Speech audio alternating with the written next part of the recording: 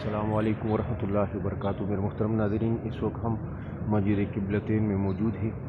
یہ وہ مقام ہے جہاں پر حضور علیہ السلام کے خواہش کے مطابق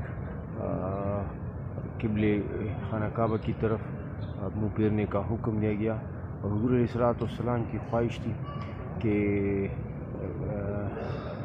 عبادت بیت اللہ شریف کی طرف کیا جائے، تو اللہ تبارک و تعالیٰ نے رسول اللہ مبارک کی خواہش کے مطابق انہیں بیت اللہ شریف کی طرف منہ پھیرنے کا حکم دیا۔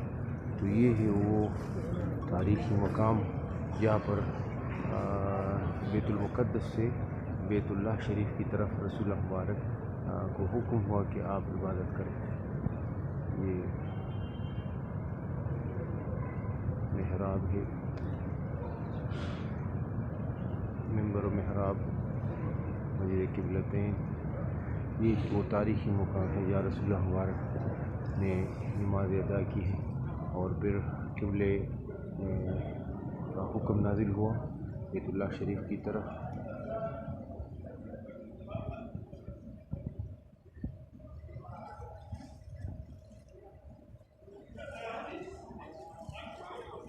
ہم آپ کو ان خوبصورت مقامات کی زیارت کرا رہے ہیں۔ اللہ تبارک و تعالیٰ آپ سب حضرات کو ان مقامات کی زیارت کی توفیق عطا فرمائے، اور یہاں پر تقریباً تمام دوست احباب تشریف لاتے ہیں، زائرین آتے ہیں اور نوافل پڑھتے ہیں۔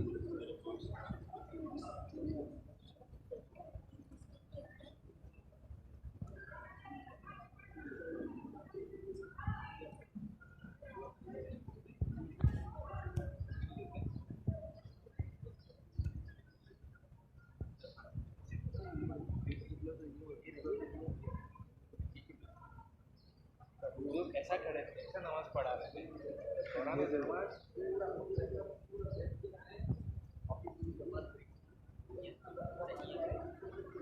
تو یہ حضور علیہ السلام بیت المقدس کی طرح نماز پڑھ رہے تھے، اور یہ مصلی اوپر وہ دکھائی دے رہا ہے۔ تو یہ اس وجہ سے کہ حضور علیہ السلام بیت المقدس کی طرف نماز پڑھا رہے تھے، اور جب اللہ تبارک و تعالیٰ کا حکم آیا تو رسول اللہ مبارک نے اپنے صحابہ کرام کے ہمراہ رخ قبلے کی طرف، خانہ کعبہ کی طرف مارا، تو اس طرف حضور علیہ السلام نے پھر نماز ادا کی۔ تو یہی وہ مقام ہے جہاں پر قبلے کے بیت اللہ شریف کی طرف عبادت کا حکم وہ کیا۔ حضور علیہ السلام مکہ مکرمہ میں خانہ کعبہ کی طرف عبادت کرتے، تو مسجد اقصیٰ یعنی بیت المقدس اور خانہ کعبہ دونوں حضور علیہ السلام کے سامنے ہوتے، لیکن جب یہاں مدینہ منورہ تشریف لائے تو بیت المقدس کی طرف جب رسول اللہ مبارک نماز پڑھ رہے تھے، تو بیت اللہ شریف وہ حضور علیہ السلام کے پشت پر آتا تھا۔ رسول اللہ مبارک کی خواہش تھی کہ قبلہ وہ بیت اللہ شریف ہو، تو اللہ تبارک و تعالیٰ نے حکم نازل فرمایا، اور یہی سے وہ حضور علیہ السلام نے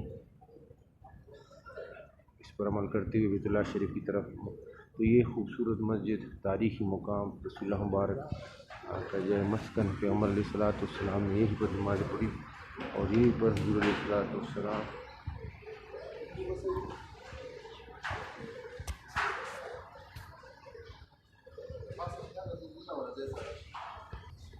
یہ مسجد کا بیرونی حصہ ہے۔ یہ مسجد قباء کا بیرونی منظر آپ دیکھ سکتے ہیں۔ یہ لوگ زائرین یہاں پر آ کر 2 رکعت نماز پڑھتے ہیں۔